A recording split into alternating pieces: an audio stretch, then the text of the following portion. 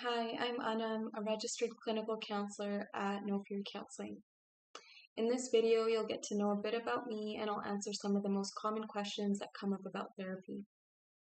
I work with teenagers and adults experiencing anxiety, depression, trauma, grief, life transitions, relationship ruptures, as well as patterns that keep people stuck from living in line with what matters most to them.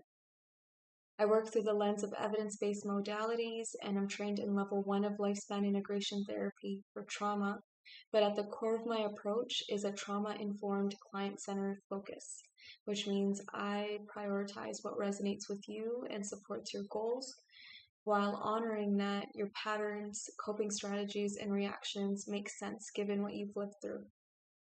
Moving on to some of the most commonly asked questions about therapy, starting with, what can I expect to happen in therapy or during sessions?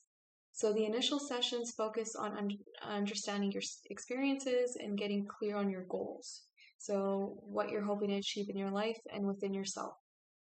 And working towards those goals looks like psychoeducation, clarifying what's working and what isn't, getting clear on your values, gently challenging deeply ingrained beliefs and behaviors, and gaining insight on your strengths and your patterns. The next one is, I've never been in therapy before. Will it be weird? The answer is most people feel a little nervous walking in for the first time, and that's completely normal. There's no right way to do therapy. We'll go at your pace, and it's okay if it feels a little unfamiliar at first. That usually eases as we get to know each other. The next one is, what's expected of me? Nothing is expected of you other than showing up as you are. You don't need to have the right words or anything figured out ahead of time.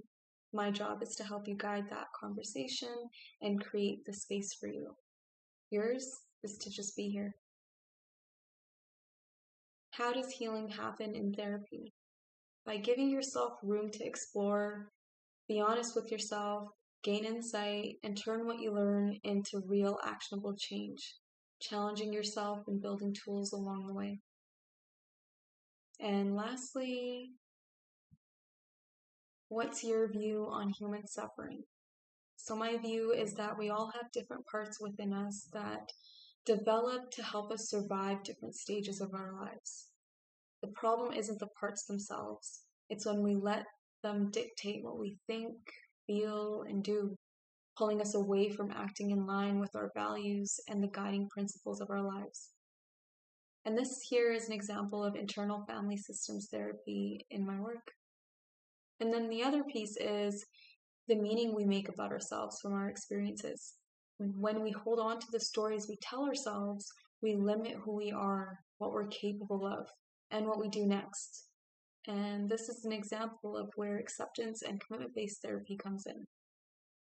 If this feels like a good fit, I'd love to work with you. Reach out to No Fear Counseling to get started.